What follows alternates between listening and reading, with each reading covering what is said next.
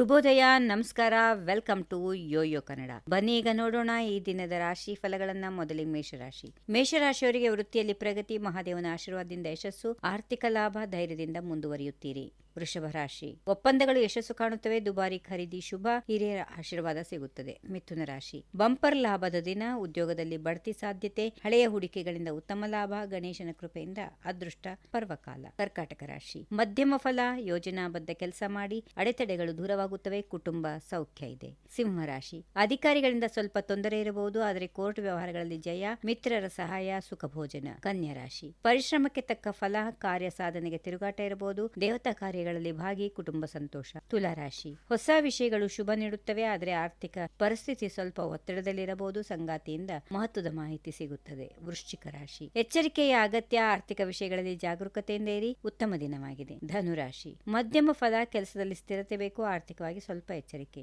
ಮಕರ ರಾಶಿ, ಧನಯೋಗದ ಪ್ರಭಾವದಿಂದ ಆರ್ಥಿಕ ಲಾಭ, ಸುಖ ಸಂಪತ್ತು ಹೆಚ್ಚಳ. ಕುಂಭರಾಶಿ, ಶುಭ ಯೋಗಗಳಿಂದ ಲಾಭ, ಹೊಸ ಯೋಚನೆಗಳಿಗೆ ಒಳ್ಳೆಯ ಸಮಯ. ಕೊನೆಯದಾಗಿ ಮೀನರಾಶಿ, ಆರೋಗ್ಯದ ಕಡೆಗೆ ಗಮನ ಕೊಡಿ, ವಿದ್ಯಾಭ್ಯಾಸದಲ್ಲಿ ಉತ್ತಮ ಫಲ ಇದೆ, ಕೆಲಸದಲ್ಲಿ ನಿಧಾನ, ವಿದೇಶ ಪ್ರಯಾಣದ ಸಾಧ್ಯತೆ. ಹೀಗಿವೆ ಈ ದಿನದ ರಾಶಿ ಫಲಗಳು. ಸರ್ವರಿಗೆ ಶುಭವಾಗಲಿ. ಶುಭ ದಿನ. ನಮಸ್ಕಾರ. ಈ ವಿಡಿಯೋ ನಿಮಗೆ ಇಷ್ಟವಾದಲ್ಲಿ ಲೈಕ್ ಮಾಡಿ, ಶೇರ್ ಮಾಡಿ, ಸಬ್ಸ್ಕ್ರೈಬ್ ಮಾಡಿ.